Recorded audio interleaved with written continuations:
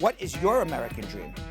My American dream is just to be really happy and achieve whatever it is I've set out to achieve. I had a dream of coming to New York and I'm here now, and for me it's just achieving those dreams and having this sense of freedom and happiness that I did this. My American dream is connecting with my family and my friends and just being a part of that and enjoying every moment as it comes. This is my dream. I'm a happy woman in America, in New York. So, vive l'Amérique! My American dream, personally, to continue doing what I'm doing for as long as I want to, as long as possible, in a way that I feel liberated and where I bring joy to other people. My American dream, we just want to go out, keep that German work ethic, do as best as we can, contribute to society as much as possible and pass that on to our kids. I'm living it. I'm very blessed to be doing what I do. I'm a singer.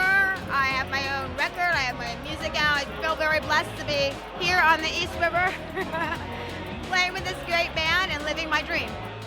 Everyone has a right to the American dream. Groundhog Sam! Good show last night. So good. It's really good. Hey, Groundhog Sam. Hi, Patrice. Hi, Kim. Hey, Groundhog. What you doing out here? Oh, I'm just saying hello to all the people as they come in, like the Spar Bernstein ambassador. Oh, that's really sweet of you. Okay, well, I'll see you in there, okay? You do a great job, Sam. All right. Thank you. So do you. Okay, see you soon. See you soon.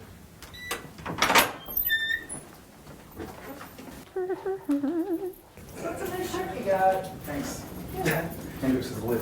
Oh, what's up, Sam? Hey, Sam. Hi, Jenny. Hi, Brandon. How's it going? It's going great. I'm just saying hi to everybody who comes into the lobby. Oh, nice. And the welcoming committee. We need more of you, Sam. No, Jenny, I think this office can only handle one groundhog. Ha ha ha. That's true. You're a handful, Sam. They say so. Anyway, I don't know. I'm just hanging out with Brad's pamphlet here, saying hi to everyone. All right. Well, have a good day. See you later, See you Sam. later.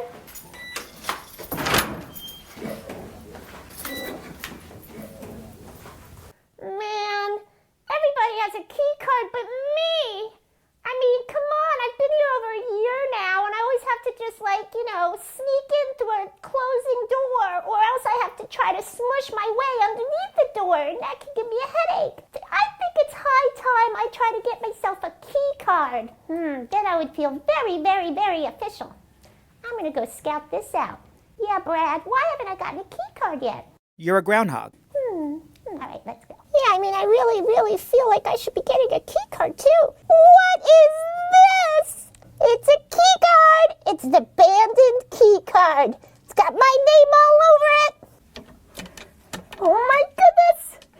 I've hit gold. I've hit gold. Oh, this is excellent. Excellent. Ha, ha, ha, ha.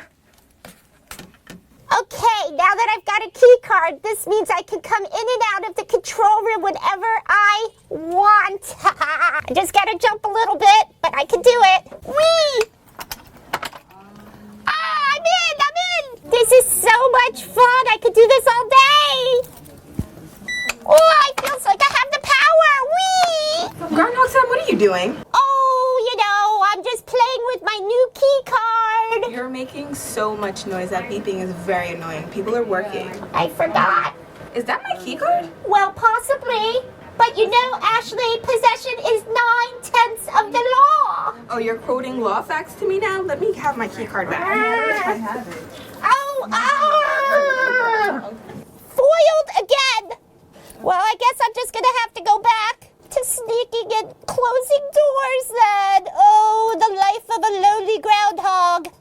Anyway, did you miss yesterday's episode of Brad Show Live? Well, in case you did, Brad spoke to Spar Bernstein immigration attorney Abdir Barre about mandamus and APA cases that they're putting together for people who have been waiting for years to get their asylum case processed. And then Brad spoke to Mohammed Malim. Mohammed has started the online site Dream Refugee and a company called Epimonia, which recycles refugee life jackets from Greece into bracelets. They're really, really cool. And you know what else is really cool? Muhammad is giving back to the refugee community because his family were refugees who fled Somalia and ended up in a refugee camp in Kenya before coming to America. Go, Muhammad! And now is the time you've all been waiting for! It's time for Brad Show Live, starring Brad Bernstein with co-host Yonathan Yo-Yo Elias. Enjoy! I'm gonna get to the control room anyway, because Ashley left the door open. Ha ha ha! I forgot to close the door.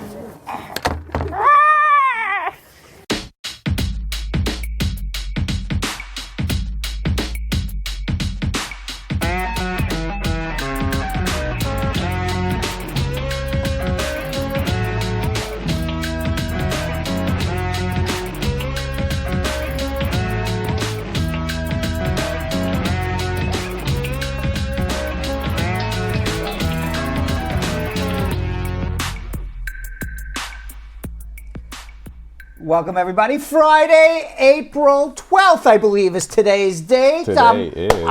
Jonathan Yo-Yo Elias, can you confirm that for me? It is April 12th. It is April 12th. 11 days after our April Fool's show, right? Yes. When we went backwards. When we went backwards, yes. Right? Yes, that was a yes. memorable one, right? That was fun. What was your most memorable show? Do you have a... Halloween. Halloween for sure. Absolutely. Absolutely. That was absurd, right? That and our first pop-up. The first pop-up when we were drunk on the right. If we go back, those were hilarious. Yeah. Right. We did like 5 drinks in 45 minutes. we all went taking tequila shots every 5 minutes. It's true. Well, it's Friday, right? Yeah, so we might as well laugh about it. Right. Marge Higgs, how are you? Deborah South, squad up. Aretha Lockhart Johnson. It's the weekend, baby. Yes. Squad up. That's right.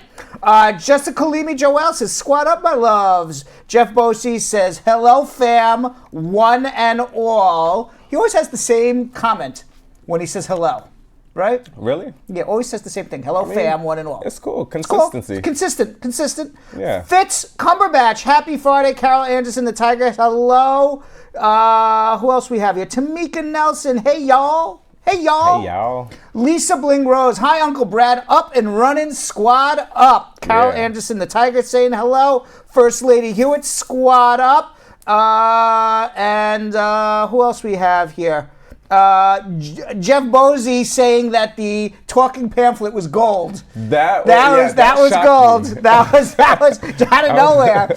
You know, what's very funny is I was walking through the social media room, and Party Rock says to me, Brad, I just need you to say, but you're a groundhog. I go, why? He goes, don't worry about it. Just say it. So I didn't even know what I was saying it for. So he just handed me the microphone and I just said, but you're a groundhog. And now I realize what I was doing. Nafiza Ali, your lines are so busy.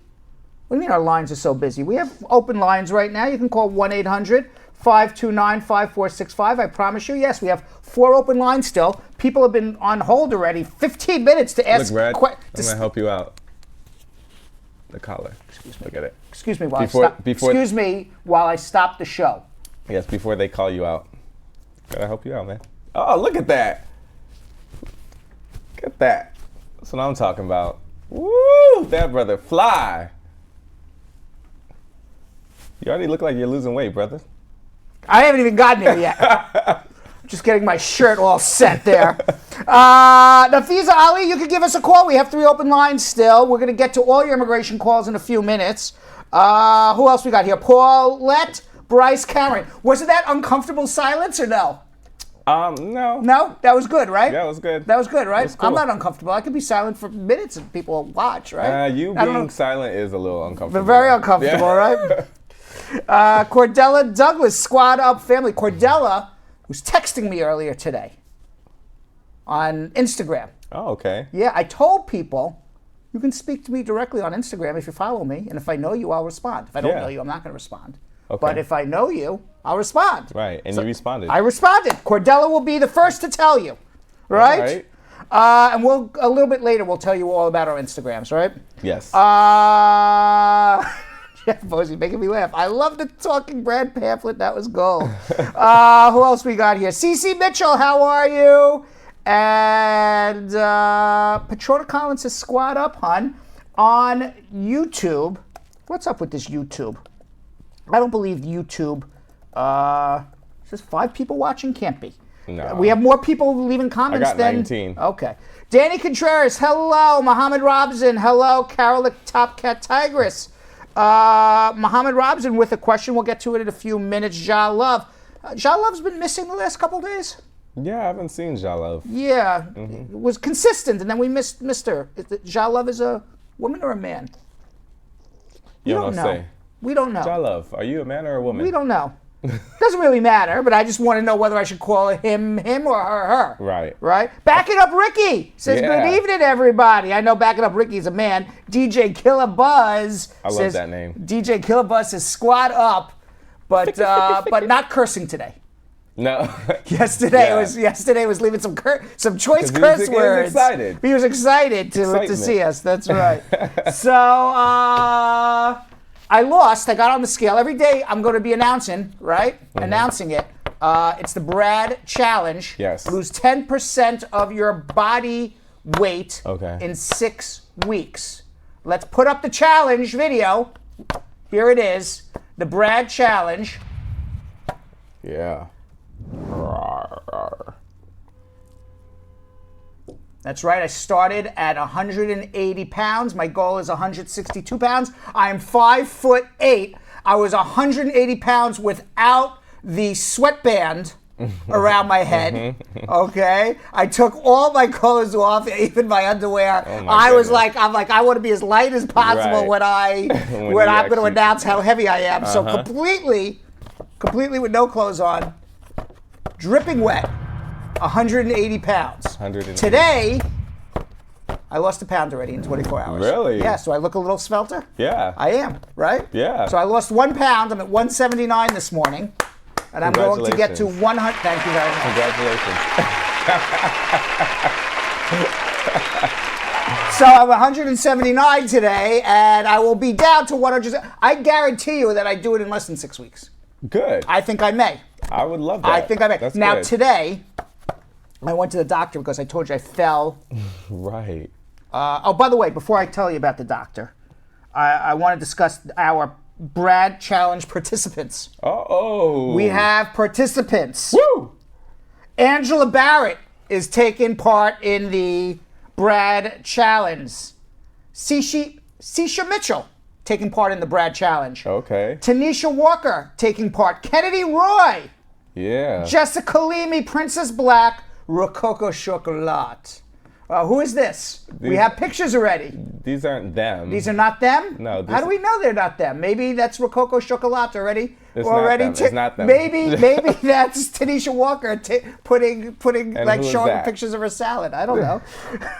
Carlos Estrella, Rude Boy taking part. Danette Gray Downer, Utkur Ramatulov is taking part. Duchess May, Rodrigo Silva, and Lisa Bling Rose all taking Nice. part in the Brad Challenge. Congrats. So what we would like to do is I'm going to announce my weight every day. Okay? What we would like is our participants to at least once a week, but we'll announce it every day, starting Monday, how much weight they're losing. They can give it to us in pounds, or they can give it to us in a percentage. If they don't want to tell us how much they weigh, that's fine as well. Okay. I will be announcing every day, but all the participants need to tell us at least once a week. Okay. We got to check in at least once a week, but if you want to check in more than once a week with us, You can we'll do do it. it too. Cool. So today, I'm 179. I'm down a pound. All right. Okay, that's not even 1% yet. That's fine. This is All right, one day. but I'll get there soon. Yes. But I'll get there soon. So I went to the doctor today because I told you I took a flop in the airport in Paris. Yes. My knee was hurting me. So thank God I'm okay. But I hobbled past really, 2 bagel stores.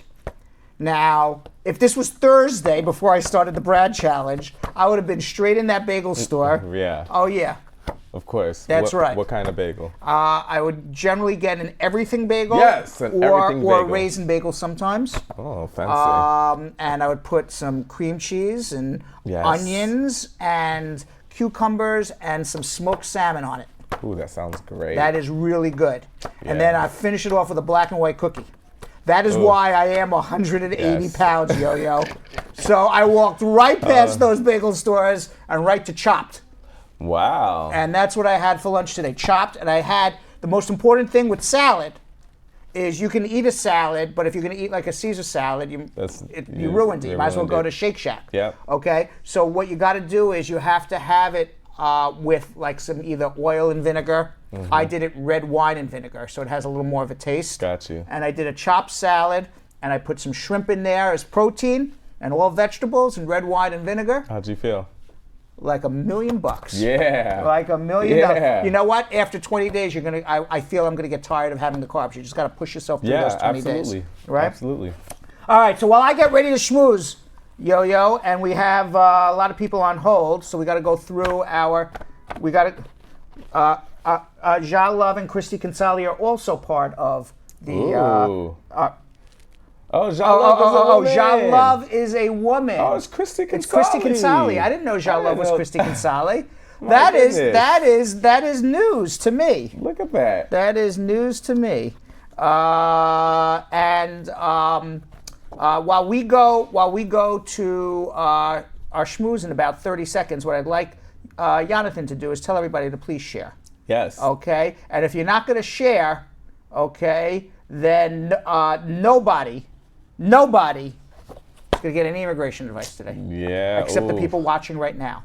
But the people who you could share to would not get it. Yes. You understand what I'm saying? Absolutely. Yeah. This is very true. All right, guys, you already heard it here first. You guys have to share, especially on Facebook right now.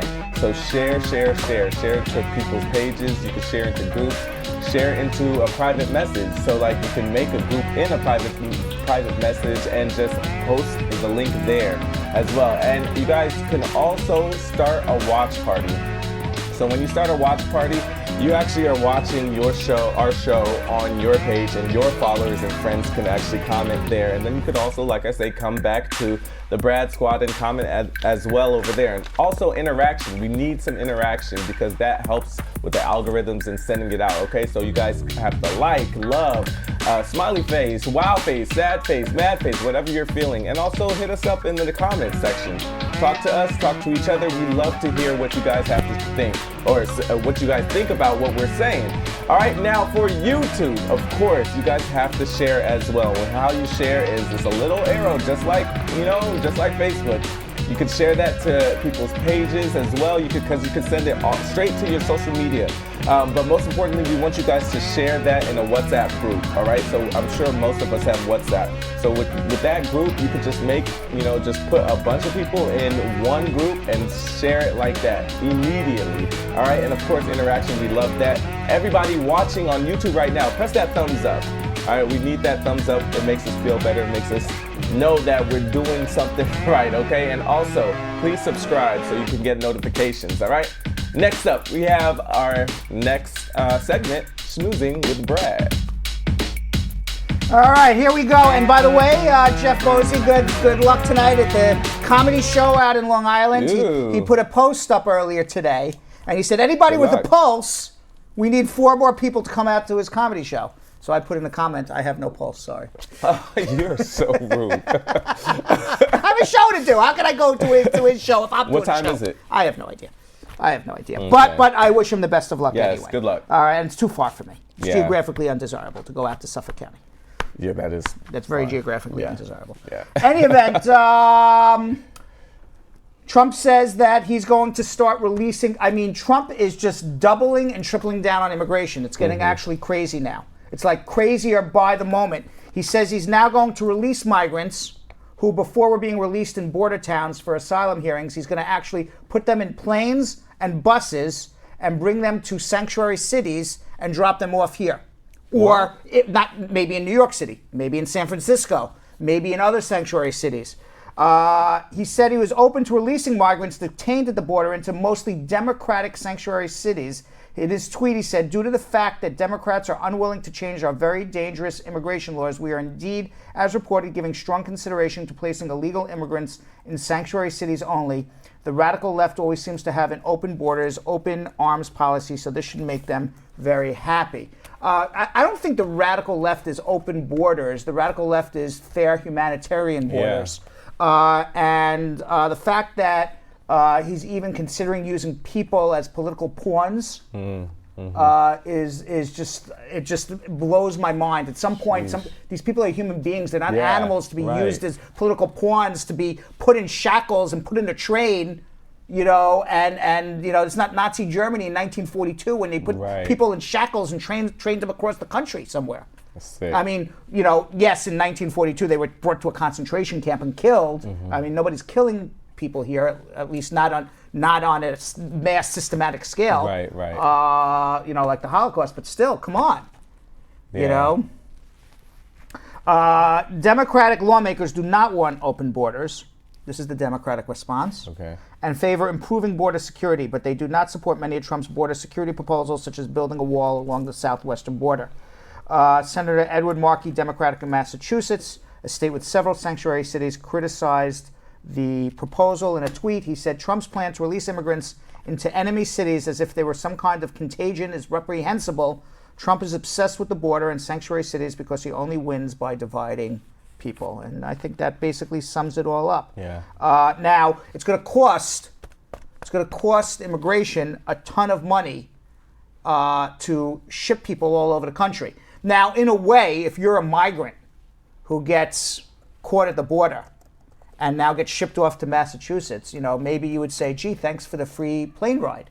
Because generally they get if they get released in the middle of the desert and they got to go walk miles to go find some sort of town to figure out how to get somewhere. Now, thanks for dropping me off in Massachusetts. You did me a favor. So if you're a migrant, I think that would depend on how it all goes down. You would say, okay, that's not such a terrible thing. But what Trump is trying to do is he's trying to divide the electorate. Especially he's going to drop off immigrants, not necessarily in New York City, because New York City is a Democratic town. He's going to drop them off in sanctuary cities where it's more of a mixed town between Republicans and Democrats.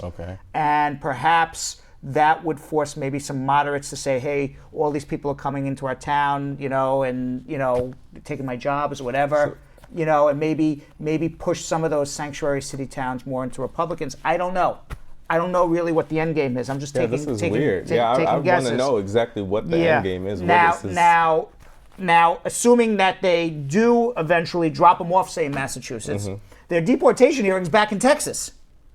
So, or wherever, so they would either have to fly all the way to Texas or hire a good lawyer to make a change of venue to the immigration courts wherever they were dropped off.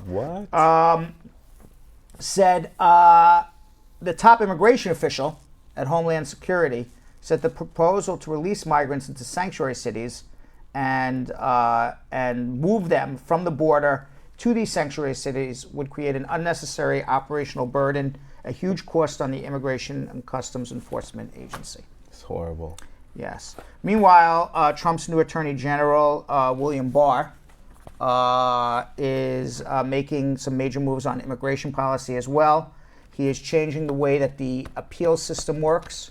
There is a Board of Immigration Appeals, and when they make a precedent decision, it is done by at least several judges making a precedent decision and a precedent decision in law is that once that decision is made, it has to be followed by everybody, which is why, for example, on the Supreme Court, you have 9 judges. So that way there's not one judge or one person who decides the fate of the laws of our land.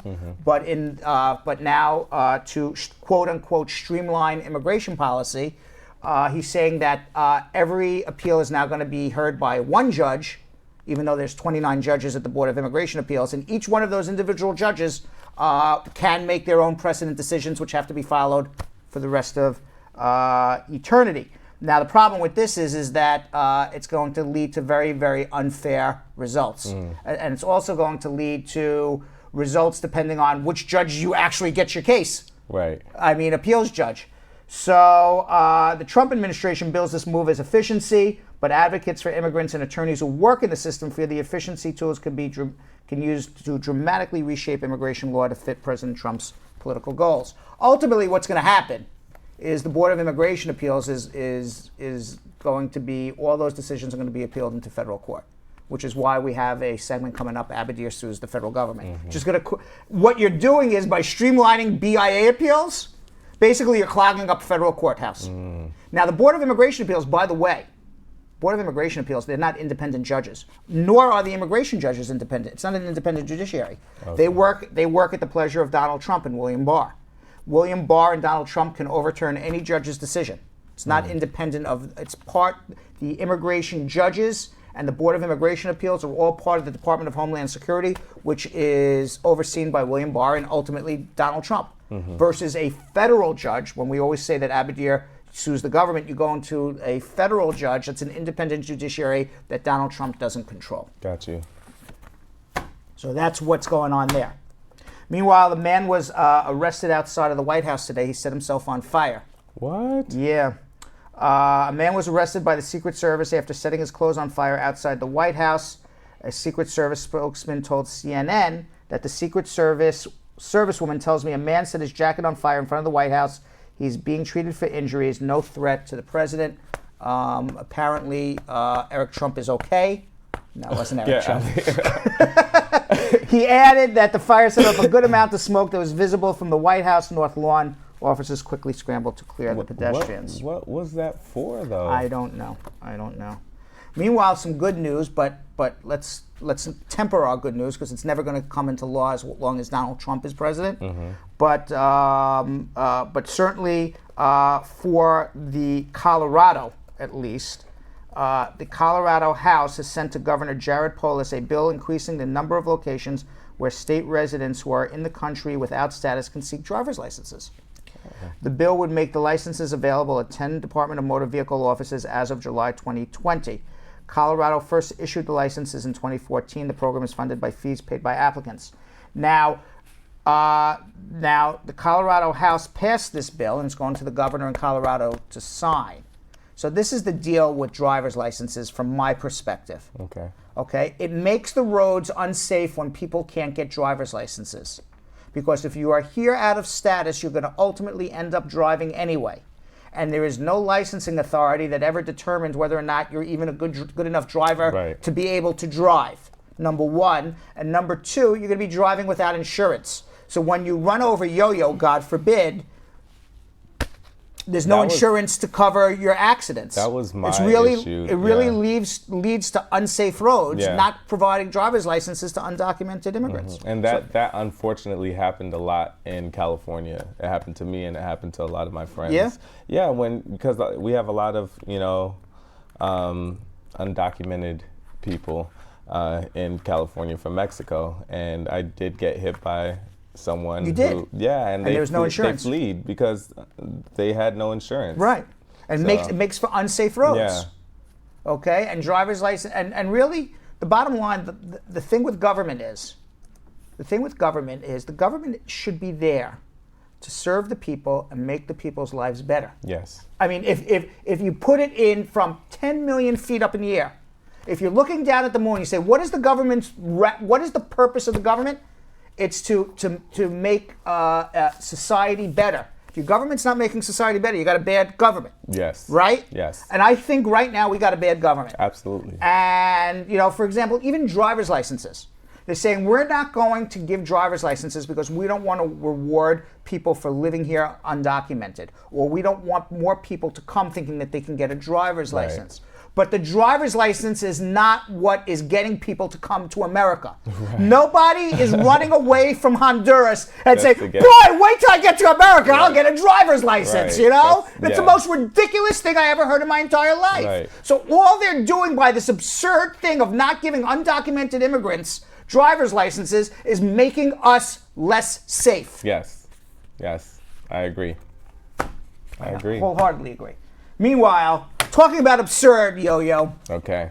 Kim Kardashian, I am told, is now working on becoming a lawyer.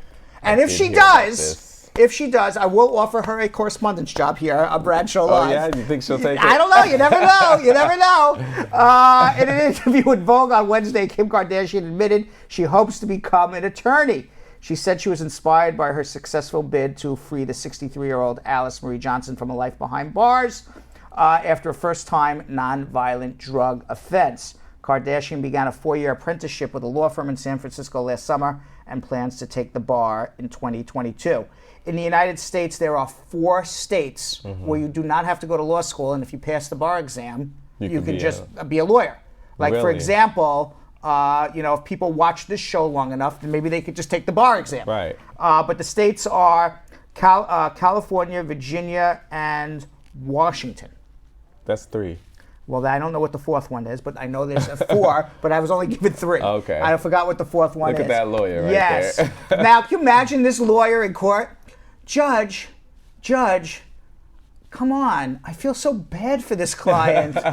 and look, she's in a really cute outfit, so, let her go, And I'm probably very vocal about how I'm not really a Kardashian fan. Right. But I mean, if she wants to do this, to better her life. I mean, her dad was a very famous attorney. That's true. That is true. Who, what's it called? He was for OJ. He was OJ's lawyer. Yeah. But I don't know about bettering her life, because her life doesn't get much better than it is right now. But if it's make it meaningful is a different. I was about to say, maybe give back to society something more than some boobs and a porn tape and and and just I don't know, whatever she does. I don't even watch the Kardashians. I mean, I my daughter watched it once, and I'm like, I watched it for 30 minutes with her on the couch once, and I'm like, I feel brain dead. Yeah. I'm like, this was a show about absolutely nothing. Yes. I just heard it wide for 30 minutes. Yes. So, but if she wants to use her fame to give back to society and do something meaningful with her fame, I'm all for it. Yeah. And Vermont is the 4th state. Julie Bean just told me. Got you. Right. Meanwhile, a good thing happened to someone who needs some good news, Yonathan. Okay. All right. This is Friday, and in North Carolina, a man battling cancer won a $250,000 scratch-off ticket. And now he is planning on taking his wife on a dream vacation to Italy. Aww. So that's really nice. Richard Bear of Charlotte took home the top prize of $250,000. He recently got diagnosed with stage 4 liver cancer, which is basically a death sentence. Yeah. Oh, okay. Man. So I don't know how long he has to live. But when you have stage 4 liver cancer, you're not surviving. As sad as that is, whether it's 6 months or a year and a half. Right. You're kind of like Morgan Freeman in The Bucket List. If you ever saw that movie. Yeah. With Jack Nicholson. I did. Right. That was a great movie. Yeah. So he says, I want to travel while I can still enjoy myself. My wife has always wanted to go to Italy since that's where her descendants are from, and now I can take her. He says he really plays the lottery. He rarely plays the lottery. I only stopped because my wife asked me to get a Powerball ticket since the jackpot was so high. Wow. So that's very nice. That's awesome. Meanwhile, today is the last day to win a legendary night, Yonathan, at the Louvre Museum in Paris. Airbnb is teaming up with the Louvre Museum. The Louvre Museum in Paris, that's where the Mona Lisa is. Okay? So the legendary Paris Museum, whose I Am Pei designed glass pyramid turns 30 this year, is partnering with Airbnb for a special contest where the winners will be able to spend the night alongside the Mona Lisa. Wow. This time, see the Mona Lisa without having to elbow through hundreds of people. I don't know if you've ever been there, but it's almost impossible to see this painting. Oh, really? Because there's so many people around it. And then it's small, too. And it's very tiny. Yeah. And the whole idea behind the Mona Lisa is you walk and her eyes follow you no matter. Yeah, her eyes follow you. The contest ends tonight. Oh, wow. Friday, April 12th. So you log on and you answer the question, why would you be the Mona Lisa's perfect guest? Now you're logging on, I guess, to Airbnb. And to enter the contest, head to airbnb.com/Louvre by midnight Central European Time. And that is 6 o'clock here. We already passed it. Oh, we already passed it. By 20 minutes. Sheesh. Damn. Why am I even talking about this? Should have talked about this at 5:30. Or yesterday. Yes. Black hole was photographed. We can talk about that. Okay. That's not going anywhere. It's after 6 o'clock. What? What is that? A black hole. Where? About 10 trillion light years away. In April 2017, scientists used a global network of telescopes to see and capture the first ever picture of a supermassive black hole. Whoa. Do you know what a black hole is? No. That is when the gravity is so hard, you actually bends the light and bends time as you go through it. What? Yes, it's crazy, isn't it? This is the first direct visual evidence that black holes exist, researchers said in a Wednesday press conference. In the image, a central dark region is encapsulated by a ring of light that looks brighter on one side. The Event Horizon Telescope is a global network of telescopes that captured the first ever photograph. More than 200 researchers were involved in this project. The project is named for the Event Horizon. In their attempt to capture the black hole, scientists combined the power of 8 radio telescopes around the world. What this proved time and time again is that Albert Einstein was right. And what this proves definitively is that E does equal MC squared. That's what... Really? Yes, that's what making scientists... They said Albert Einstein 100 years ago theorized this, predicted this, but nobody's ever actually seen it.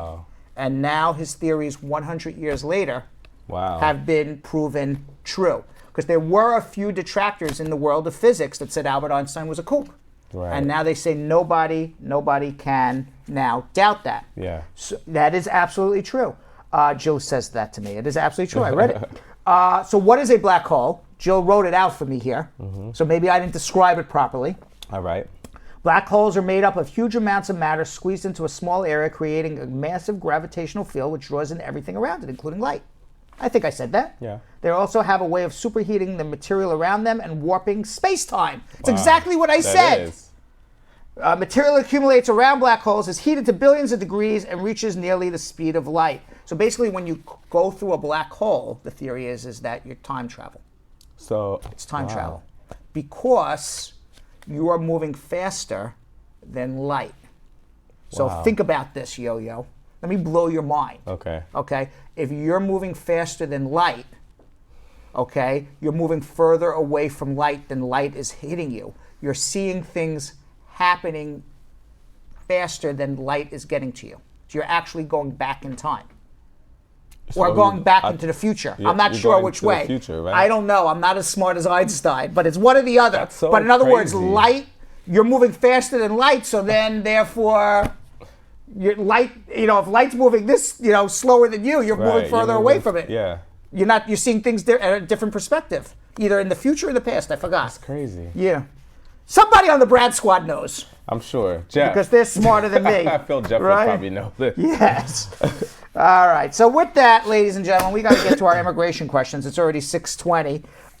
Yo-Yo, why don't you let them know what they need to do to please share? We have very low viewership right now. Yes, everybody, please share right now. I know it's Friday, but we have to have you guys share because this is how we get all our calls and this is how we get our questions for Brad to answer. So for you guys to share on Facebook, just click that little arrow, share to everybody's pages right now. So if you're watching right now, share it.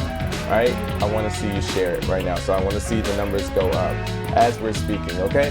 And also, you guys could also start a watch party. I already told you exactly how to do that and what that does. You start a watch party, meaning you'll have it with your friends and just with your friends, and you guys can comment and talk to each other on that, but then also come back to the Brad Squad and also comment there because we definitely need your interactions. We want you guys to comment. Let us know exactly what you guys think. Let us know what you think about Kim Kardashian being a lawyer, if you would actually let her be your lawyer. Also, like, love, laugh, wow face, sad face, mad face, whatever you're feeling, make sure you show that on the video. And also for YouTube, you guys have to share as well. So share it to people's pages as well because you can share it directly to social media, all right? So if you're watching on YouTube, I need to see you guys share it, all right? Let's not just say it, I want you to do it. Share it to a whole WhatsApp group. All you have to do is put a bunch of numbers in one group and share it right there. It's easy, one click.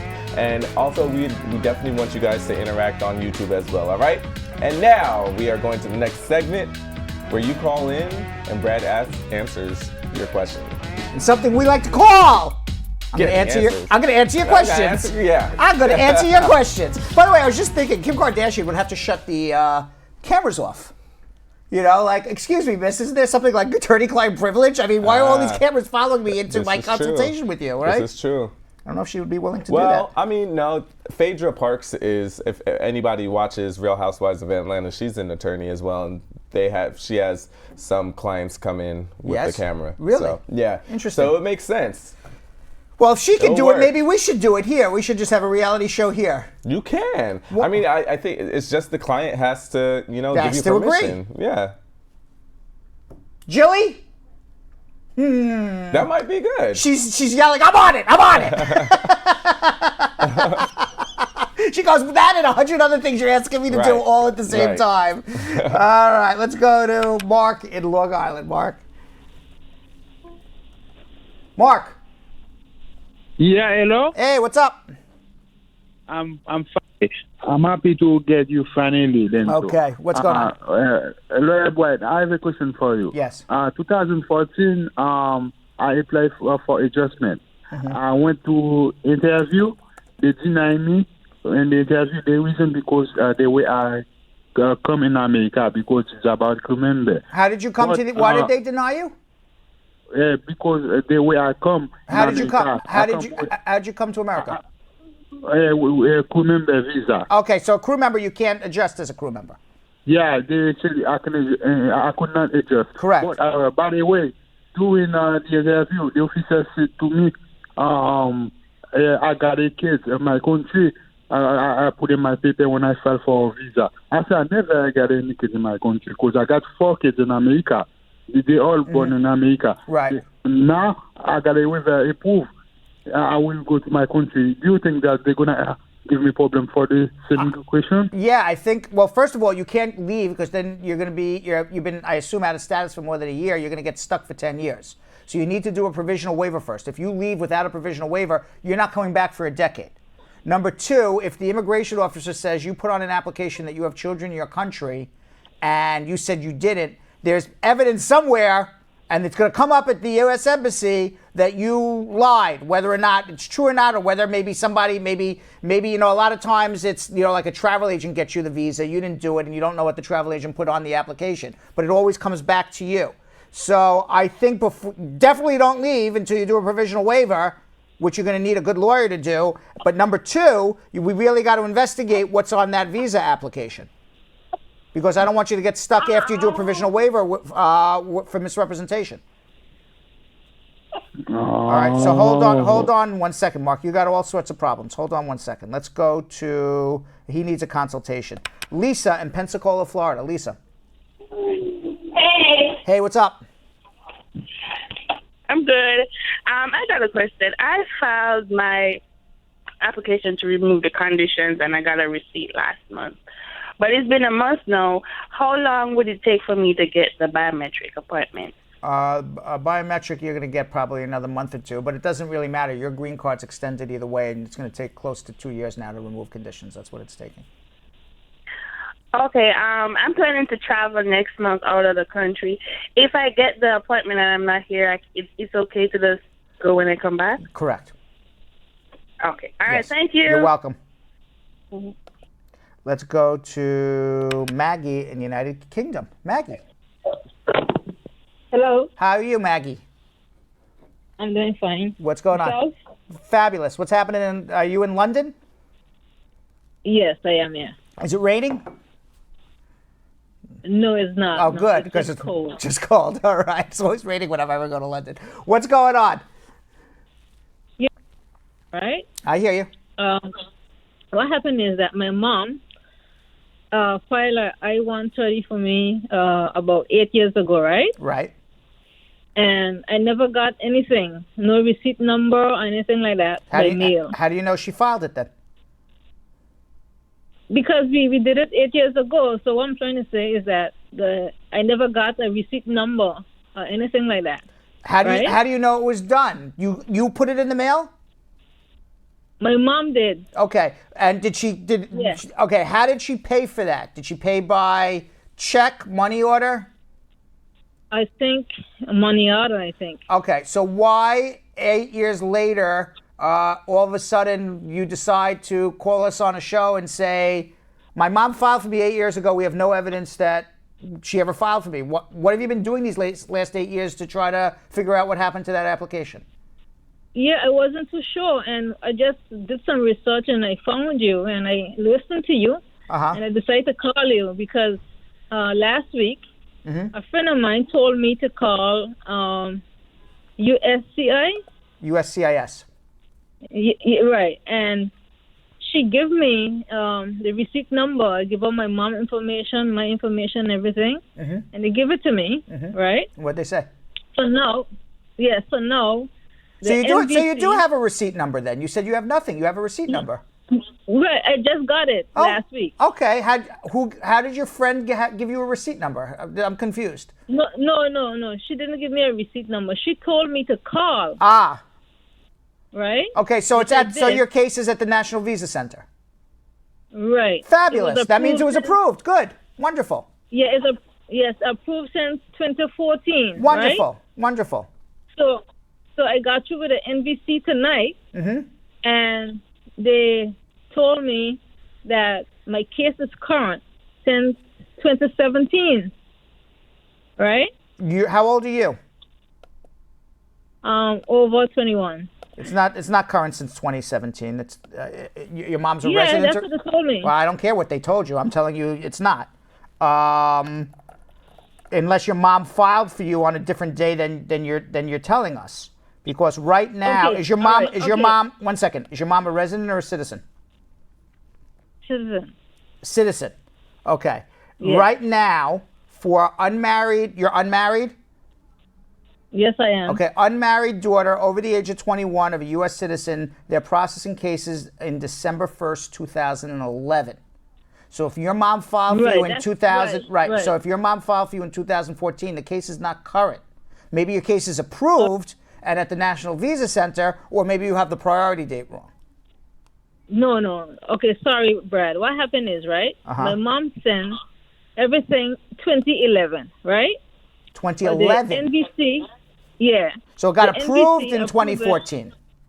Right. Okay, so your priority date is 2011, not 2014. That means you are eligible for a green card. Right. Okay, exactly. so all right. So you need help now. Okay. Where's mom? Does she want to help you? What's going on? No, what happened is, right, so I spoke to the lady today in California, and she said to me that she's going to email me what I have to do, right? So I was wondering, how long do you think that's going to take to process when I get it in 7 days' time? How long is it? If you do everything right, you should be here with a green card in about 9 months, maybe 6 months. But my guess is that you're not going to do everything right, because if you were doing everything right, you'd already be here with a green card. But that's my guess. Right. So I think at a bare minimum, you should hold on and have a consultation. What do you think? Okay. What do you think? I think that would. Yeah, I have another question, right? My mom, she's retired, right? So could she still be my affidavit of support? She has to do it, whether she's retired or not. But if she's not earning any money, then you're going to need a second person to do an affidavit of support. Okay. Can that second person be living in the U.S. even though is in the Virgin Islands? My mom is. Yes, as long as they're in the United States and file a tax return, they can do it. Right. So it could be a friend or a cousin. Correct. Right? Correct. Okay. All right, hold on 1 second. Hold on 1 second, because we got to get to the other callers. Okay. All right. She needs a consultation. Let's go to Stephanie in Fort Lauderdale, Florida. Stephanie. Hi. How you doing, How are you? Okay. My question. I'm calling for my friend. Okay. Okay. My friend been married for 10 years. She was living in New York, and she's still currently married to the guy. She don't know where him is. She's trying to file the abandonment. Right. And she like to know how to go about it. But she found a lawyer in New York, and he sent her some papers just Does she have a green card? No, she don't. Okay. All right. So let's start number one. There's no such thing as file abandonment for a green card. Doesn't exist. Okay. Okay. The only thing that exists is file for abuse. My husband abused me physically or extreme emotional abuse, then you're entitled to a green card. But you're not entitled to a green card because your husband left you, or you left your husband. Okay. All right. So we would have to prove abuse. If not, then get a divorce and try again with the next man you fall in love with. Oh, okay. Because the lawyer trying to work on a case and tell her to have friends that knew them back then to write a letter and saying what? Get it notarized and send it in to him. Saying what? So he can send. Saying that they know each other for a certain amount of time and they've been living with each other for... That doesn't do anything. Unless there was physical abuse or extreme emotional abuse, she's not getting through. She's not getting through. No. All right. What I would suggest is let her hold on and have her set up a consultation with me. Hold on one second. All right, no problem. Let's go to Molly in Mount Vernon. Molly. Hi, Brad. How are you, Molly? Hi. I'm fine, thank you. And yourself? Good. What's going on? Yes. I have a problem here, Brad. My son filed for me February the 3rd, 2015. Right. And I went for my interview February the 3rd, 2016, and I got denied. Why? They told me that the answer, the question, part 3 question, I said no. And March 1993, I came on a Canadian passport. Oh, so they said there was some sort of misrepresentation. Yes, actually, that's what they're saying. Okay. So I just want to know if there's anything that can be done for me. This was based on an adjustment here in America? Well, yes, because I'm here in America. Okay, fine. Okay, fine. All right. So your son can file for you, but you need a waiver, and you can't get a waiver through your son. You can only get a waiver through a spouse or a parent. So would, in order for you to get a green card, you would need to be married to a citizen or a resident, or have a parent who is a resident or a citizen that you can do the waiver through. Okay, so that's the only way. Correct. Now, let's assume you marry a resident. That's just hypothetical, okay? Your son can still file for you, because that's faster for your son to file for you than being filed for by a spouse who's a resident. And you would do the waiver through the resident spouse. Okay. You understand? Yes. All right, but that would be the only way. Okay, thank you so much. You're very welcome. Thank you. All right, let's go to Peter in Newton, Massachusetts. Peter. Hey, what's up, man? What's going on? How you doing? Good. All right, so my situation is that my son is going to file for me, and the problem is that he just turned 21 in October, right? And I'm planning on getting married, so I want to know if the person I'm getting married to, and she's from out of the country also, how does that work out? Yeah, unfortunately, your son would not be able to file for your future wife because you would have had to have married her before he turned 18. So after you get your green card, your son files for you, you get your green card, you can turn around and file for your spouse as a resident, and that'll take about 2 to 3 years. Oh, I see. Yeah, unfortunately. So you're going to do a lot of long distance traveling. Yeah, whoop, whoop, whoop, whoop. Yep, shoot. Shoot, I think he said. All right, hold on one second. All right. Shoot. Shoot, we say on this show. Yes. Right? Only on Wednesdays can we say shh, the other one. The other one. Right, yeah. but only on Wednesdays. Right? Yes. Okay. Hump days. Hump days. BB in Astoria. BB. Hey, how are you? How are you? I am well. Thank you for taking my call. My pleasure. So here is my dilemma. I'm married to my husband who lives in Georgetown, Guyana. Right. And we had a civil service, religious service. We knew each other for 9 months, and we got married. We met through friends. Great. And we had our interview January 4th. Everything went well. We were told that we've proven that we are legitimately and legally married. Where was your interview? In Georgetown, Guyana. Oh, okay, fine. So you filed for him. You're a citizen who filed for him. Yes, I'm a citizen. I filed for him. All right, understand. Okay. So what happened? So he was given a two 221G slip. They put the case in administrative review. Why? However, we haven't heard anything back. I had Senator Gillibrand's office escalate an inquiry. Then we were told that the case is being sent back to USCIS per their request. But there's a twist. My husband was married in 2010 to an American citizen previously, and apparently on that slip that they gave us at the interview, that prior case is still pending an administrative review. And But he got divorced from her.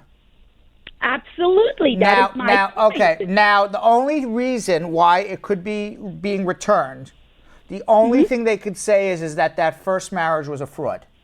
So I don't know whether it was or not. I'm just telling you the only thing the government can hang their hat on to deny him a green card based on your marriage, if he was previously married and went through the process and legally divorced and is now legally married to you, is they can say that first marriage was a fraud. It was a business marriage. That's the only thing they could say. Here is what it was. Him and the ex-wife, they went to their interview, and apparently their answers didn't match up. All right, so BB, I would shush now. Yeah. Okay. Now, if it was a real marriage, then great. If it wasn't, then he has a problem. Now, this is where there's a gray area, okay? If the government has evidence that it was a business marriage, then your husband will never get a green card ever in his entire life. If it's a situation where, you don't know whether it was a business marriage or not, that he wasn't able to prove it was a real marriage, but the government wasn't able to prove it was a fake marriage, and you're in that gray area, then he should be able to get a green card. So really where you're at now is a situation where you have... I would be quiet, BB. BB, listen to me. No one thing. Listen to me. When you're calling on this show, okay, everything you say, there's no attorney-client privilege.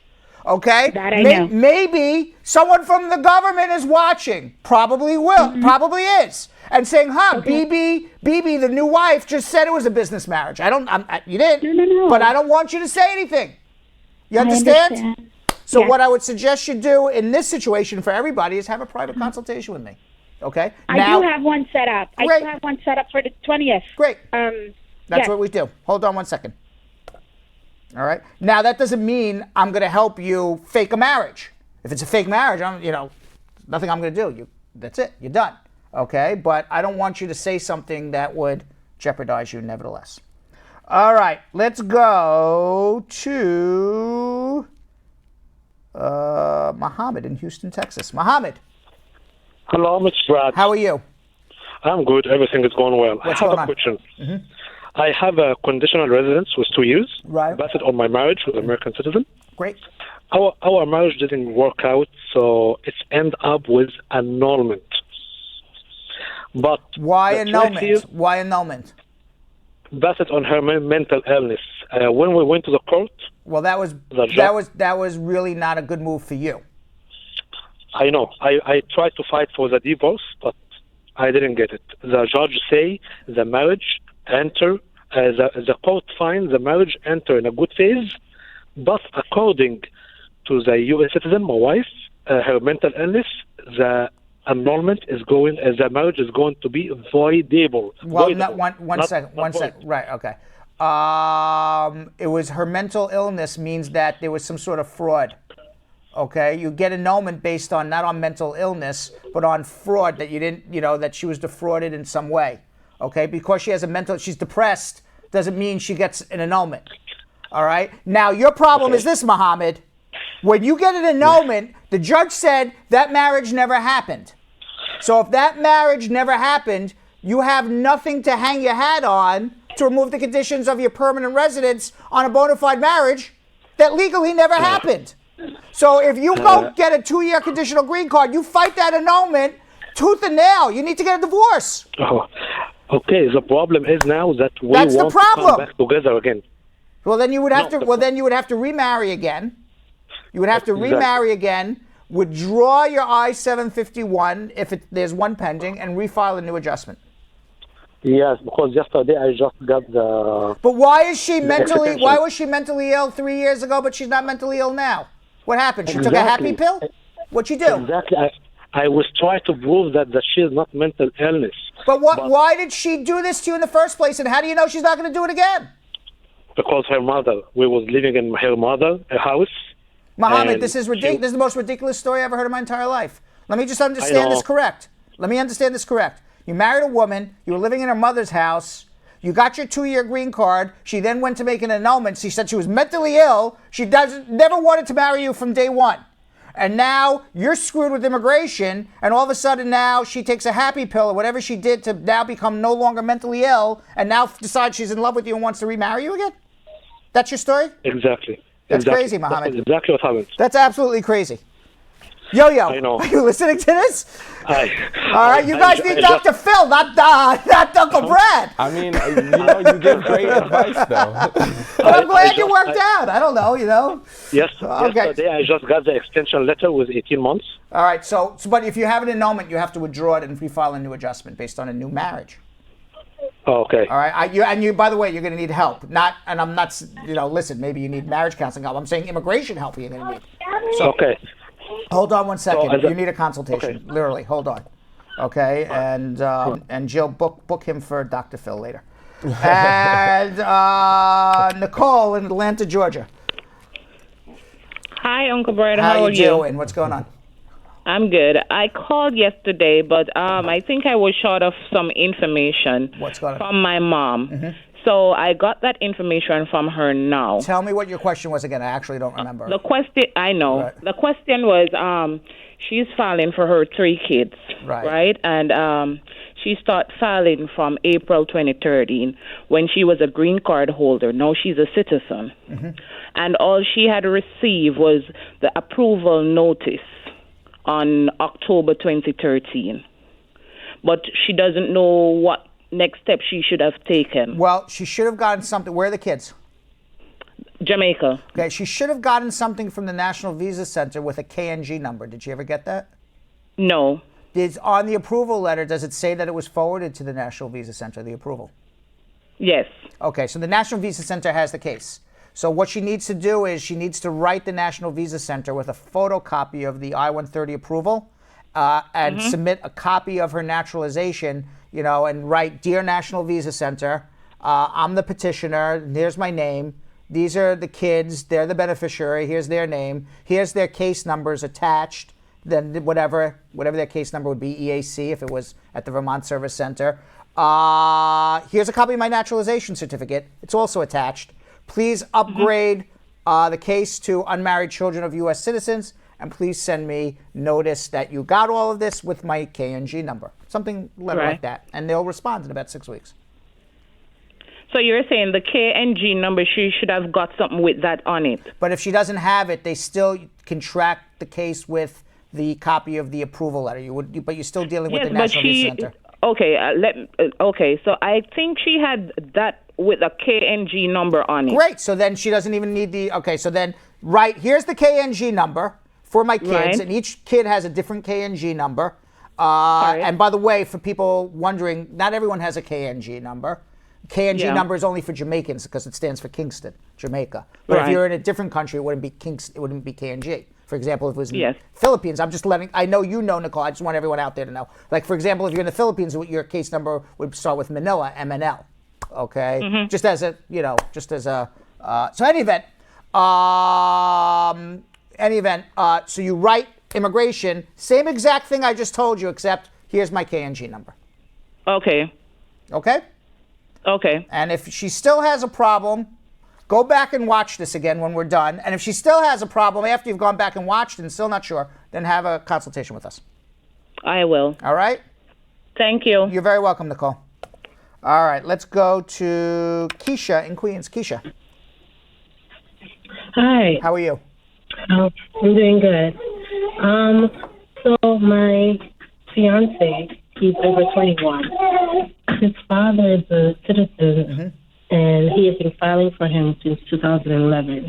How long does it take for him to get through? He should have a green card already. Well, not. So he hasn't. I could ask the Magic 8 Ball why he doesn't have it, but he should have it. So I think the father or him or somebody needs to contact us. Don't marry him, because if you marry him now, he'll wait another 7 years for a green card. Hello?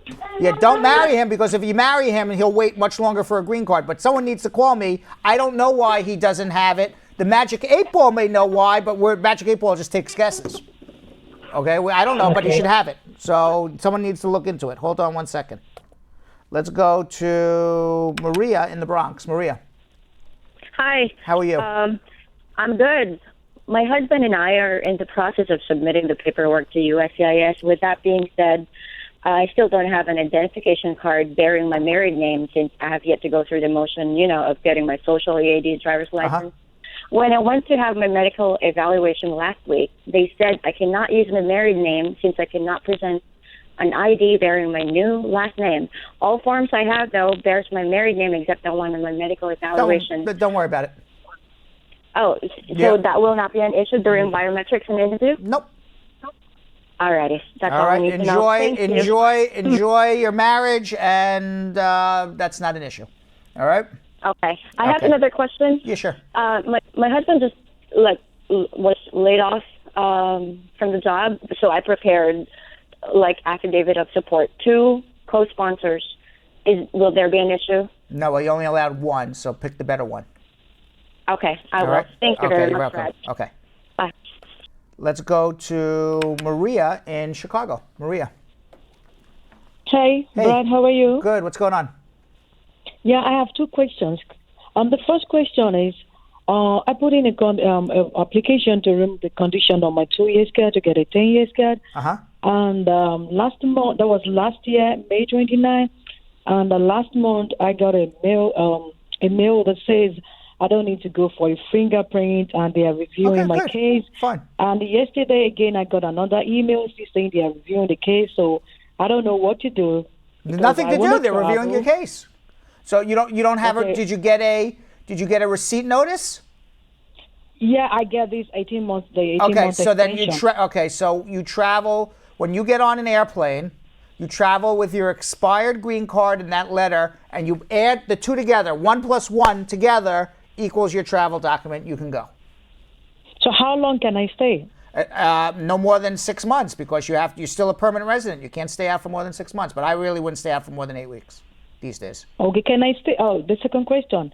My friend was here in 1996. He was deported to back to his country, and now his son is 21 years old. Can his son fight for him to come back to the country? Why was he deported? Oh, I don't ask him, but he was deported. Though he had the green card before he was deported. Well, that sounds like he was deported because he did something bad. Because if you have a green card and then get deported, you did something bad, which means you would need waivers.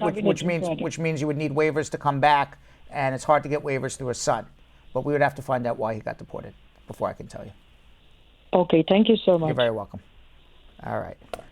Yeah, you have a green card and you get deported. That means you didn't do something right, generally. With that said, Yonathan, Yo-Yo Elias, I do have to remind everybody about our Instagram pages. You can follow me at Real Brad Bernstein, at Real Brad Bernstein on Instagram. If I know you, you're part of the Brad Squad, I'll accept your friendship. If I don't know you, you could always make me your friend by being part of the Brad Squad here on the show, and then I will accept your friendship. And like Cordella Douglas, you can text me all day long. She was texting me. My new buddy. It's a new buddy. All right. You can also follow us at Brad Show Live. By the way, at Real Brad Bernstein, you get to follow me around the world on my many trips. You get to see our success stories here at Spar and Bernstein. And shortly, I am told, they will have highlights of the previous night's show. I'm told. Okay. I'm still waiting.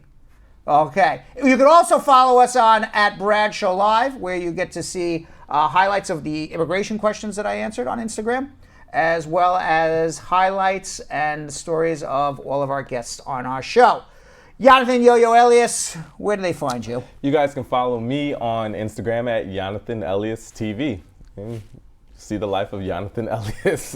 On TV. On TV. All right. So with that said, before we get into our social media check-in, Spartan Bernstein's attorney, Abadia Barry, and I have been discussing mandamus and APA claims every day with you. We are putting together for people who have been waiting years for their asylum cases, federal litigation packages, lawsuits to force the government to complete their immigration cases. So it's so important that we play another portion of our discussion in Abadir Sues the Government.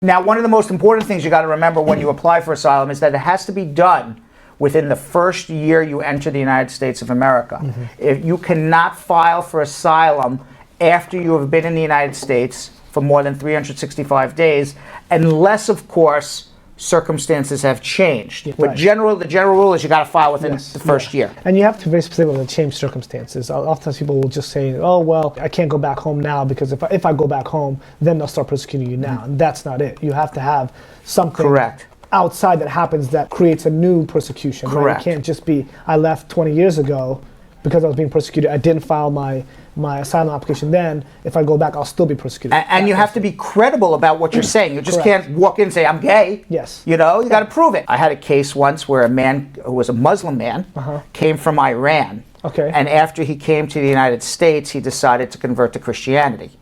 And when that happens, you're going to get persecuted back in Iran for sure. Yes. And the big question on the asylum officer's mind is, did he really do it out of a genuine belief in Christianity, or did he just convert for the sake of getting asylum? And that was the biggest issue, was his credibility in really doing what he was doing. There was no question that he converted. But it was just the genuineness of it actually also goes to his credibility as well. Sure, yeah, and that happens actually with a lot of Chinese applicants where they come and they say, oh, now I'm Christian, and you know China suppresses religion, and the officers will say, what church do you go to? How often do you go to church? What denomination are you? And if you don't truly truly believe this stuff. In order to truly believe it, you got to know what church you go to and what you believe in and what's going on at the church. Yeah, and if you have a frivolous asylum application, you're barred from other forms of relief. So it's very serious. Yeah. So Donald Trump changed the whole thing. Tell me what Donald Trump has changed. Well, before, what would happen is people would come in and file for asylum.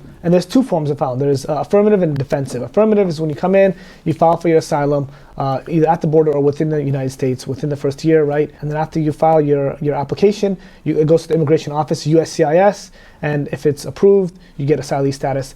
If it's denied, you go to immigration court, and then you renew that application, but it's defensive, because at that point, you are in deportation proceedings, or as they call it, removal proceedings. So asylum is your defense from removal. And if you win, you are granted asylum, and then 1 year later you're allowed to apply for your green card. Correct, yes. Now, what Donald Trump has really changed is the processing times in all of this. Yes. Yeah. Okay? Before, it was first in, first out. So whoever was waiting the longest for their asylum hearing would be the next in line for their asylum hearing. Yes. Okay, so what happened is there's a lot of shady people out there, and they say, wow, it's taking 4, 5, 6, 7 years to be granted an asylum interview. You know what? I'm going to apply for asylum. Or maybe somebody's not even aware that they're applying for asylum. They go to a shady lawyer or a shady paralegal, and they say, apply for asylum, because you're not going to get an interview for 6, 7 years. And you know what? After 180 days of a pending asylum application, guess what you get? A work permit. So what Donald Trump is doing is he's trying, as a policy, to prevent people from filing asylum cases for two reasons. One, he doesn't want to give people work authorization that otherwise wouldn't be eligible, but also he's trying to make it very difficult for people to be granted asylum. Right. Now, what does that do for the people who filed last year, or the year before, or 3 years before, or 5 years before? They wait. They wait longer and longer and longer. It used to be FIFO, first in, first out, but now it's LIFO, last in, first out. So the last application in gets the first interview. The person who's been waiting years continues to wait. So what do? Your life's in limbo, Abadir. Tell me what you do. You have to file a lawsuit. As Brad said before, there was processing times. There was an order to things with the Obama administration, the Bush administration. People would file for their asylums, and you could check and say, okay, the wait time for interviews is 1.5 years or 2 years. But now somebody will call, and you can't even tell them anything because he's turned the process on its head.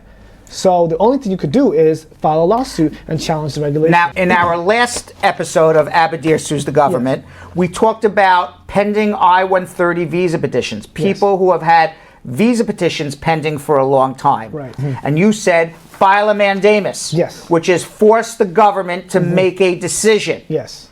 In this particular case, are you also filing a mandamus? Correct, yes. It is the same exact thing. It's the same suit. It's the same suit, but has an additional claim to it, which is an APA claim, which is Administrative Procedures Act. So that Administrative Procedures Act is a federal statute that mandates all agencies, not just USCIS, but all agencies to follow their regulations and procedures. What should somebody do if they have an asylum case that's been pending for a while, or they have a loved one or a friend who has an asylum case pending for a while? What do you think they should do? Call us.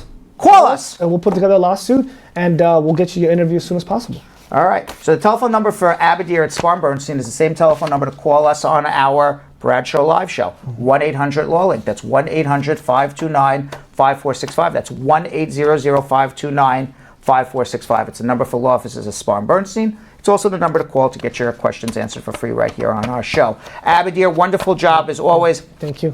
As again, prior successful results do not guarantee a similar outcome.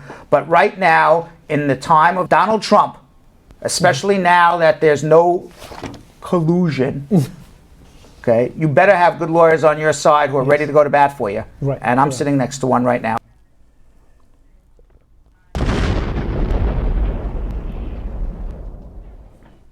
All right, I love that. Boom! Abadir sues the government. Boom! Puts the hammer down, right? I like that. All right. Very beast-like. So now we're going to do something different.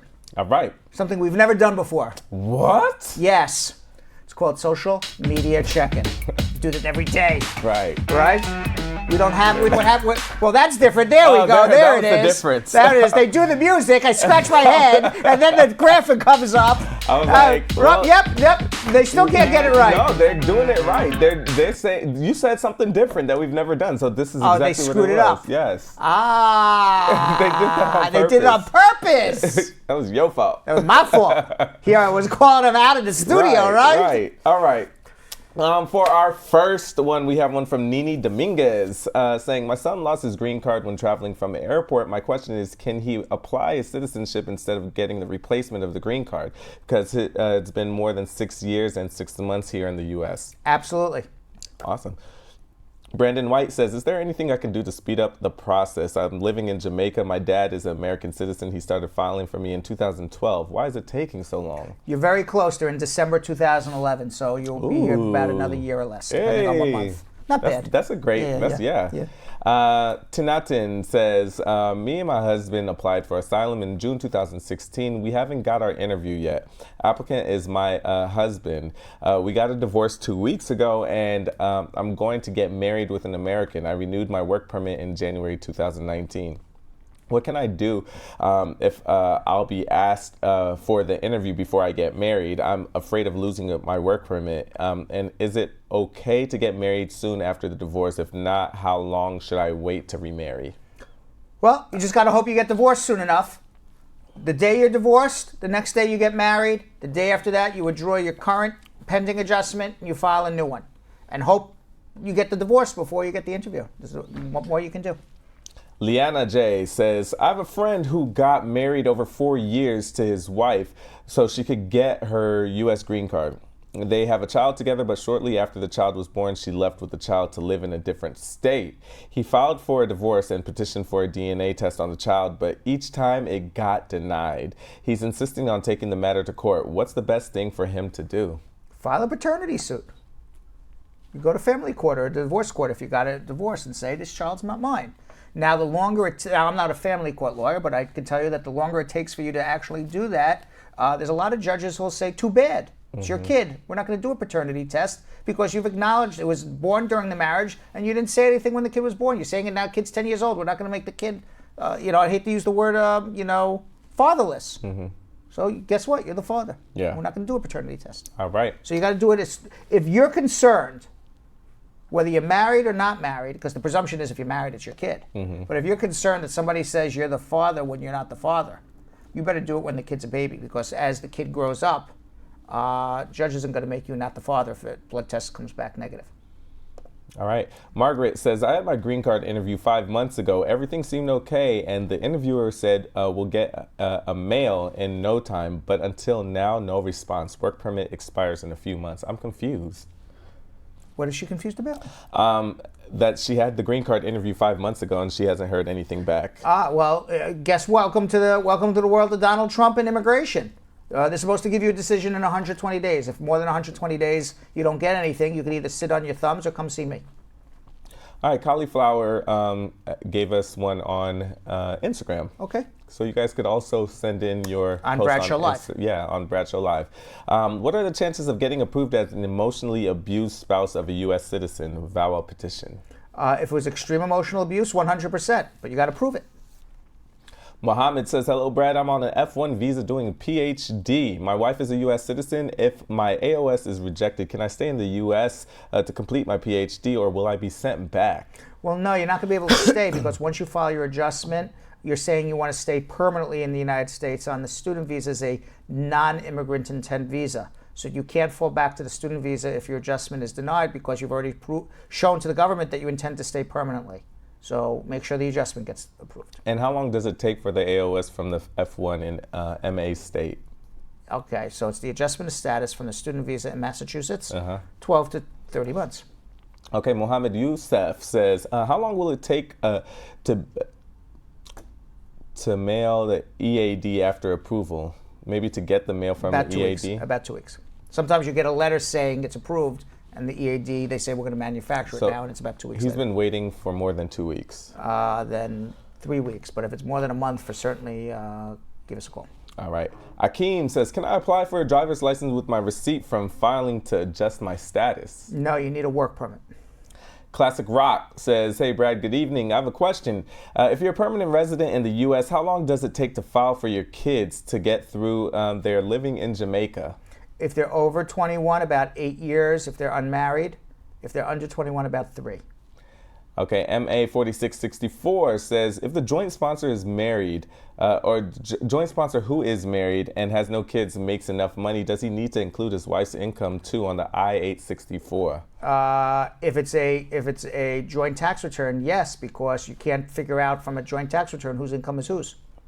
John Connor says, hey, Brad, a friend failed to disclose an arrest for shoplifting where he pleaded not guilty and disposition is dismissed in his I-475. Now he wants to file for citizenship. How bad is this?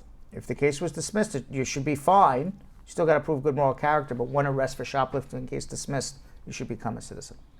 First Lady Hewitt says, Brad, my immigrationologist. Okay. Do you recommend having an attorney present when you do your 245I interview? If yes, why? And what would be your concern? It's a terrible idea to have an attorney present at your adjustment interview. Why would you? Why would you ever want to do that? You know, because the government's always on your side, right? Right. As a matter of fact, Donald Trump loves immigrants. Come on in. We'll just rubber stamp everybody. They're throwing them all out. What are you, out of your mind? You get a visa. You get a citizenship. Yeah. Are you out of your mind? In this day and age, not to go to immigration without an attorney is like suicide because they're not on your side. They're there to find ways to deny you. They're there to violate your rights. As a matter of fact, the policy, the saying or whatever, what is the motto of USCIS has changed under Donald Trump. Under Obama, the motto had something to do with providing great customer service to their clients, which would be immigrants applying for a green card. Now the motto of USCIS is protecting American workers. You're going into an agency that wants to protect American workers and not give you a green card. Of course you want an attorney. Yes. Hope that answered your question. Yes. Balia Bay says, bonsoir.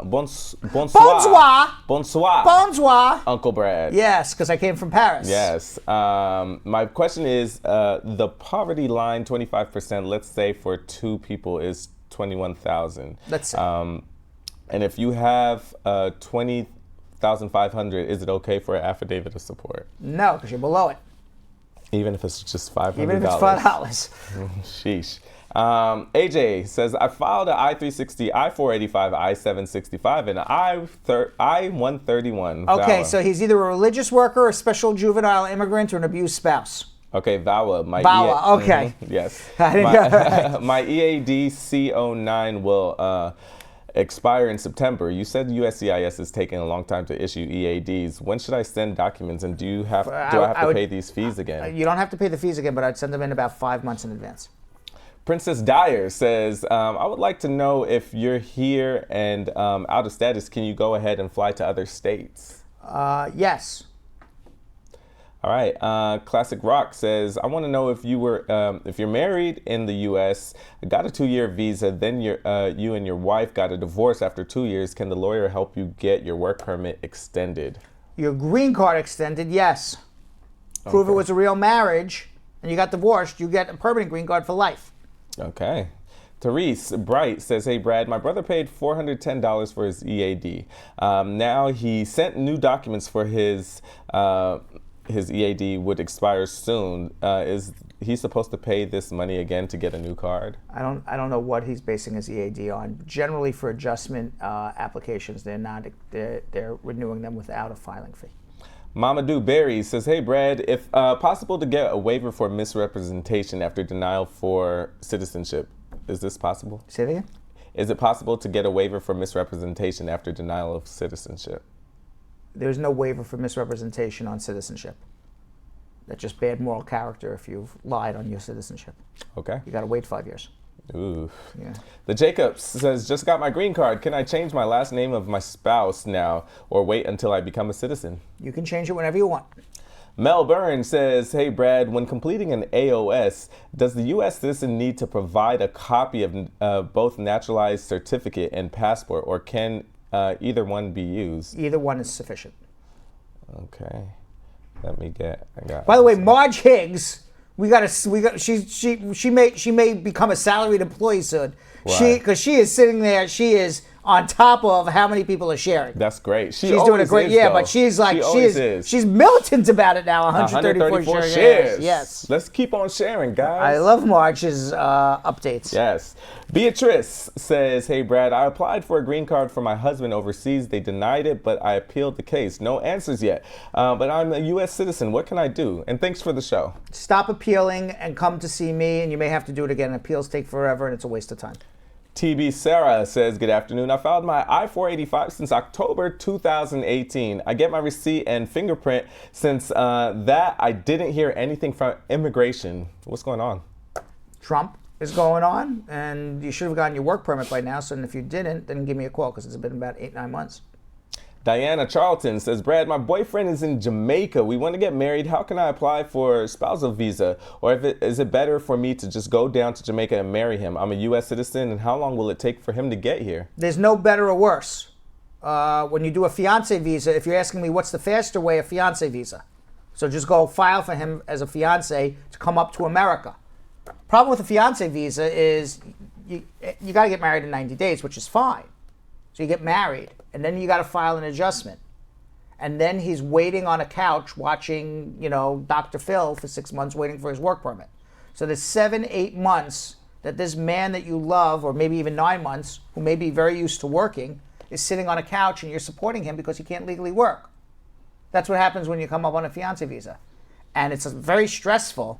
It's very stressful to be in a marriage, in a new marriage, bring a man up or a woman up from another country, live together for the first time, and have that frustration of that, you can't make a move, you can't work, you can't do anything. It's very frustrating. If you're willing to live like that, and you're willing to accept those consequences, then that's the fastest way to get him here, is the fiancé visa. If, on the other hand, you say, I'd rather, when he comes here, have his green card, be able to travel, be able to legally work right away, it'll be less stressful on us, then take the longer route of going to Jamaica, marrying him, come back, and filing for him. All right, Mr. Africa says, hey, Brad, if you have an ongoing case with immigration, are you able to get your driver's license while you wait on your court? Mr. Africa, if you have a work permit, yes. Okay. I like that name, Mr. Africa. Mr. Africa, I like that I like the name too, yeah. All right, hold on. I'm refreshing. All right. Kazagui says, hey Brad, how long does USCIS take to respond to a RFE? It was sent on the 3rd and my lawyer responded 3 days ago. Well, you're not going to hear back in 3 days, but you got to give them 120 days. All right. First Lady Hewitt says, do you need to stay married to your U.S. citizen's husband that you have an approved I-130 if you're filing the 245I? Yes. Okay, Jennifer Wallace says, my cousin is here in the U.S. Her husband is a green card holder. Can he file for her? Yes. You're not going to adjust, but yes, he can file for her. Okay. John Connor says, hello, I made the mistake on the form of the N400 about foreign military service. Yeah, well, he asked this previously. He did. What happens is when you go on the interview, don't withdraw it. Because he asked this yesterday. He did say, do I need to redraw? No, don't withdraw. I remember this question. Okay. You don't withdraw it. When you go down for your citizenship interview, before you start going through it, you say, hey, wait a second. I made a mistake on the form. We fixed this. Okay. Okay, 1428 says, hello, Brad. Will I be out of status while AOS is pending? No. Okay, and does it affect eligibility to re-enter the U.S. after traveling on advanced parole with the current waiting times? No. Okay, Damiola says, please, how long can someone wait for removal of condition for 10-year green card? I put 2 in years. Okay, they put the application last May. 2 years. Okay. You can wait forever, but it's 2 years right now, unless you want to sue the government and go back and watch Abadir sues the government. Oh, yes. They're good at that. Mm-hmm. All right, one more. Let me see. That's it. Yes. Really? Yes. Okay. Well, we got one. All right, so you know what? You know what we're going to do? All right, let's do this. All right. Anna Banana we haven't seen for a while. We haven't. Okay, so Anna Banana has is going to be talking about a documentary titled The Infiltrators. And it created waves for many reasons. And by the way, when we're done, Anna will be about 3-4 minutes talking about this. We'll finish up our social media. Okay. Okay. So, documentary titled The Infiltrators has created waves for many reasons. 2 undocumented activists infiltrated a for-profit detention center in Florida to expose alleged wrongdoing. One of the stars of the documentary, Claudia Rojas, was in that center in 2012 when the documentary was being filmed.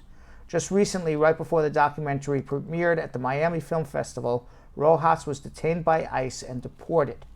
Our Miami field producer, Anna Escona, who we like to call Anna Banana, yes, has a lot to say about this in another edition of That Just Doesn't Make Any Sense. Hey friends from the Brad Show Live, I'm Anna Escona. Claudia Rojas started in a documentary called The Infiltrators. The name says it all. It's basically a documentary where 2 undercover undocumented immigrants purposely got arrested in a for-profit ICE detention center in Florida to reveal any wrongdoing in this facility. Claudia Rojas is one of the stars on the film, and as an inmate back in 2012, he was one of the inside men on their plan. Rojas is from Argentina and arrived on a 90-day visa in the year 2000, and since then has been living in Miami, working as a landscaper and as a laborer. Claudio had no record and had been fighting to be released from detention under the Obama administration. The ICE focuses on prosecuting immigrants convicted of crime or pose security risks. Now Claudio was finally released, but never got a reason as to why he was taken in the first place. But right before the film premiere, Claudio was taken in once again without a reason. And this all happened when he went in for a routine check. So people are suspecting that this was done due to the documentary revealing what happens in these ICE detention centers. Because what are the odds that it happens right before the big premiere in Florida? This is terrible for Claudio because he was pursuing a T visa, which is available to victims of human labor trafficking or their families. Now that he has been deported on Tuesday, April 2nd, his case is over because the T visa is available only to immigrants already in the United States. First of all, there was no reason for his arrest this time around, and people are suspecting that this is a form of payback for revealing what happens in these ICE detention centers, which might be the case because both times he was arrested, there was no reason behind it. Claudio's arrest has raised concerns that ICE purposely targets outspoken immigrants to put fear in the undocumented community. And before his arrest, Rojas was a big voice for the undocumented community, so arresting him is going to stop another undocumented immigrant from becoming an activist and fighting for their rights. And as we mentioned before, he has no criminal record, but many are saying that he's been a target to ICE because of his protests. So it's like you're gonna arrest him, he can't stick up for himself, you're stopping other immigrants from fighting for their rights and speaking up for themselves. Free country, right? They say. I just want to say it's so brave for Claudio to stick up for the immigrant community. And I wish and hope more people do the same and stop letting ICE get away with so many things, like arresting an undocumented person without no valid explanation. Don't let this stop you guys from fighting for your rights. Don't let this create fear for you guys. We need more people like Claudio to take risks. And this documentary, hopefully it creates a change. And it makes a difference. And hopefully Claudio can continue to defend the undocumented community, because this just doesn't make any sense. Like it. All right, what questions we have on social media? Okay, let me get that for you right now. We have one more saying, Norman Williams saying, if you're an American citizen and you do a crime in America, can you go to Canada? It depends what the crime is. Canada has their own immigration system. All right. You know, I don't know why Americans think that if they do crimes, they can go anywhere in the world, but if you do a crime somewhere else, you can't come to America. Right. It's both ways. Yes. Yeah. Right? Yeah. All right. So meanwhile, Yonathan, I know you went out on the streets in New York City the other day, right? Mm-hmm. To test people's knowledge of American history and if they can pass the test that people need to take to become a U.S. citizen. I'm going to ask everybody at home to play along, and let's see if they're going to be able to do better or worse than the people on the street in, are you going to pass the citizenship test? Let's watch. What's up, Brad Squad? It's your boy, Yonathan Elias, out here in the streets of New York. Now, if you want to become a citizen in this country, you have to take the USCIS naturalization exam, which includes English and civics. If you want to pass and become a citizen here, you have to pass at least 60% on a 100-question civics exam. There was a recent study that showed that 81% of American citizens failed this test. That means nationally only 4 out of 10 actually passed. Now let's hit up the streets of New York, find some people, test their knowledge, and I also want you guys to play along as well, all right? Let's go.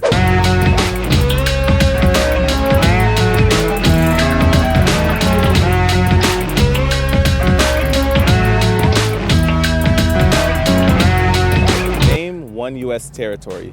A, Bermuda. B, Haiti. C, Guam, or D, Cayman Islands? Cayman Islands. What was the first one? Bermuda. Cayman Islands? I would say Cayman Islands. Guam? I'll go with Guam. Cayman Islands? Guam. Guam is U.S. territory. Seriously? Yeah. You bugging. There are 5 major U.S. territories. Puerto Rico, U.S. Virgin Islands, American Samoa, Northern Mariana Islands, and Guam. Territories have their own local governments. They also must follow the laws of the U.S. federal government, but do not vote in presidential elections. What is the highest court in the United States? A, the Court of Appeals, B, the District Court, C, the Federal Court, or D, the Supreme Court? Federal or Supreme? You're gonna have to pick one. The Supreme Court. The Supreme Court? The Supreme Court. Supreme. Oh, shoot. Supreme or federal? Supreme? There you go. See? Yeah. The Supreme Court is the highest court in the United States. The Supreme Court decides if a law goes against the Constitution. All other courts must follow the decision of the Supreme Court. One example is the case of Brown versus Board of Education of Topeka in 1954. The case was about racial segregation in schools. Segregation was a system that separated people based on race and ethnic group. The Supreme Court decided that segregation in schools was against the Constitution. All states had to follow the Supreme Court decision. Segregation in school became illegal in the United States. Name one right that only U.S. citizens have. A, freedom of speech. B, run for federal office. C, freedom of religion, or D, attend a public school. Freedom of speech. Everybody has freedom of speech. Okay. There you go. That's common sense. Yeah. I'm bugging. Can you repeat the second one? Run for federal office. That one. There you go. You definitely have to be a citizen for that. Freedom of speech. Federal office. Yeah. Wouldn't it be A, C, and D? Only for United States citizens. Okay, A.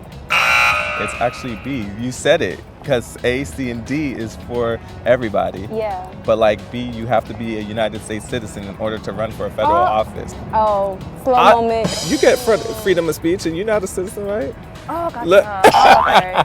Okay. Only United States citizens can vote in the federal elections and run for federal office. Citizens make laws through elected representatives. Many naturalized citizens have been elected as U.S. senators and U.S. representatives. However, naturalized citizens cannot run for president. All citizens and permanent residents are guaranteed freedoms of speech and religion and have the right to attend public school. What do we show loyalty to when we say the Pledge of Allegiance? Is it A, the state where you live in, B, the president, C, the United States, or D, Congress? The United States. Come on, bro. Yeah. The United States of America. There you go. The United States? The United States. C, the United States. There you go. The Pledge of Allegiance is a promise to be loyal to the United States. I pledge allegiance to the flag of the United States of America and to the republic for which it stands, one nation under God, indivisible, for liberty and justice for all. I ain't said it since high school. What ocean is on the west coast of the United States? Is it Atlantic Ocean, Arctic Ocean, Pacific Ocean? Yeah, you got that. Pacific Ocean. Pacific. Have you ever been to the West Coast? I would love to go. And the women are pretty, so women in San Diego, I'm coming after you. You're gonna have a wonderful time, trust me. I'll provide. Atlantic Ocean, Pacific Ocean. He didn't even need me to say it. Easy. Atlantic? Pacific on the you West know, Coast. You see, See, I'm from LA though. You are? Yeah, that's how I know. The Pacific Ocean is on the West Coast. West Coast with it. The Pacific Ocean is the largest ocean in the world. It reaches from the west coast of the United States to Asia and Australia. The states of Alaska, Washington, Oregon, California, and Hawaii border the Pacific Ocean. What is an amendment? Is it an introduction? Is it the preamble to the Constitution? Is it the beginning of the Declaration of Independence, or is it a change to the Constitution? Third. The beginning of the Declaration of Independence? Yes. No. The preamble to the Constitution. Okay, wrong. The preamble? Yeah. Okay, it's D. D. A change to the Constitution. Yes, it is. B. It is D. I was torn between B. I was honestly torn, but I know I got it wrong, but I heard you say D. My mind was in the right area. Yeah. So An amendment is a change to Constitution. The country grows and changes. Amendments to the Constitution allow the government to grow and change too. For example, the 19th Amendment gave women the right to vote. Many people like Susan B. Anthony fought for this right for many years. Today, women can vote because of this amendment. Woo! When was the Declaration of Independence adopted?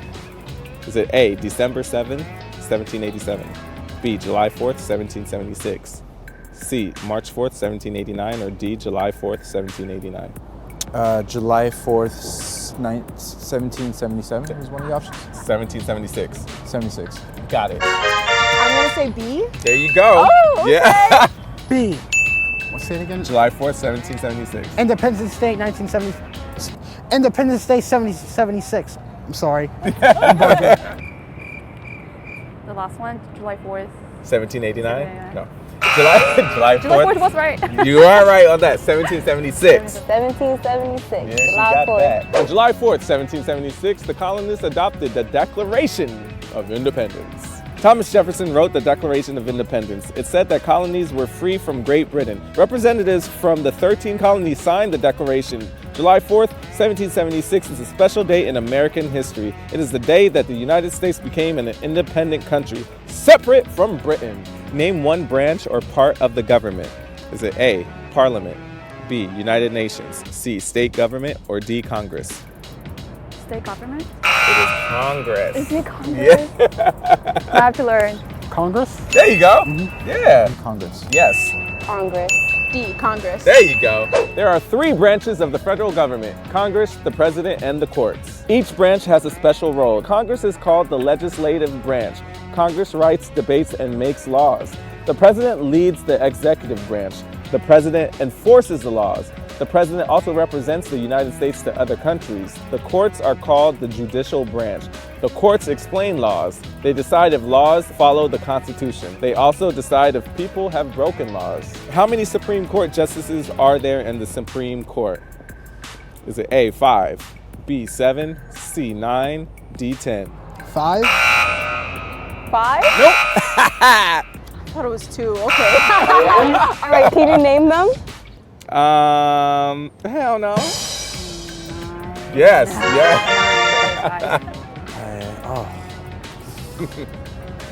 I want to say 9. I'm going to go with 9. Pick 7? C, 9. 9, okay. Now you know. There are 9 justices that serve the Supreme Court. A judge must be nominated by the President of the United States and confirmed by the Senate. If confirmed, Supreme Court justices serve a lifetime appointment. Last, what is the name of the Vice President of the United States now? Now? Mike Pence. There you go. I didn't even have to say it. I said Robert Mueller, Dick Cheney, Joe Biden, or Mike Pence. Mike Pence. There you go. What was the first one? Mike Pence. There you go. It is Mike Pence. Oh, sorry. Mike Pence. There you go. There you go. Represent. The vice president advises the president. If the president can no longer serve, the vice president becomes the president. The vice president is also the president of the U.S. Senate. He or she votes in the Senate when there is a tie. Thanks, Mike Pence. Woo, yay. Well, there you have it, Brad Squad. I learned a lot, and I hope that you guys did as well, because I was over here schooling the streets of New York. All right, back to the studio.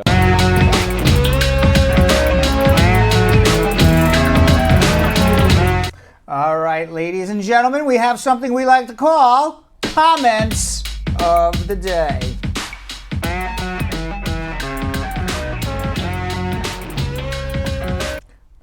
All right, so now we have our first one from Carrie Ann Wallace. Since we didn't put her name on the list, she said, I'm taking part in the Brad Challenge too. All right, she's on the list. She's on the list. You are officially on the list. We're officially on the list. Yes. Our next one comes from First Lady Hewitt on Facebook saying, I swear Brad was born with immigration encyclopedia in his head. That is so true. That's what the doctor said when I was born. Really? He says, Mrs. Bernstein, your son has an encyclopedia of immigration in his head. It's miracle of science.